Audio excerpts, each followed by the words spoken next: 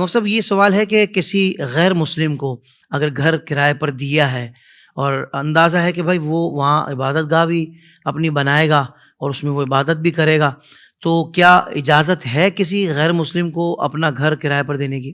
دیکھیں، اس سلسلے میں جو گھر کا اصل مقصد ہے نا، وہ رہائش اختیار کرنا ہے. اصل مقصد تو تو رہائش. ہم رہائش اختیار کرنے کے لیے دے رہے ہیں. صحیح. باقی جو اس کی دیگر معاملات ہیں کہ وہ اس میں عبادت کرے گا، وہ ہمارے گھر دینے پر موقوف نہیں ہے. اگر عبادت کے معاملات کو دیکھا جائے نا، تو اس کا وقوف یا وہ جو ڈپینڈ ہوتے ہیں وہ اس مورتی پر یا کسی اور ایسی چیز پر کہ جو باقاعدہ بت وغیرہ ہوں، اس سے تعلق رکھتے ہیں. وہ اس پر ہمارے گھر دینے پر ڈپینڈنٹ نہیں ہے. تو اگر ہماری تعاون کی نیت نہیں ہے کہ ہم اس عبادت میں تعاون کر رہے ہیں، تو ہمارا گھر دینا رہائش کے لیے وہ دینا جائز ہے. اب وہ اس گھر کے اندر اگر عبادت وغیرہ بھی کر رہا ہے تو اس میں کوئی کباہت نہیں ہے.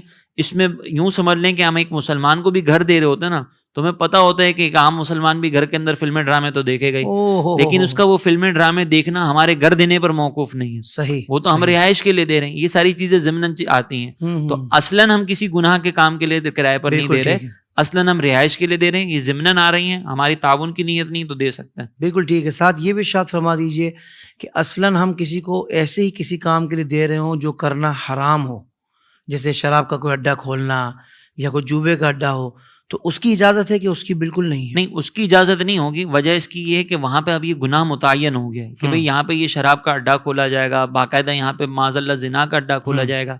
تو یہ ساری چیزیں نا ایک پروٹیکشن کے اندر ہی ہوتی ہیں. شراب کے اڈے وغیرہ یہ جو اس طرح کے معاملات ہوتے ہیں، اور وہ پروٹیکشن ہم فراہم کر رہے ہیں. تو یہاں پہ گناہ جو ہے یہ متعین ہو گیا. لہٰذا اس کی اجازت نہیں ہوگی، کیونکہ اب یہ ضمناً نہیں، اب اصل ہو چکا ہے. تو جب چیزیں ضمناً ہوتی ہیں اس کے احکامات الگ ہوتے ہیں، جب اصل ہوتی ہیں تو اس کے احکامات الگ ہوتے ہیں. بالکل ٹھیک ہے. بالکل ٹھیک.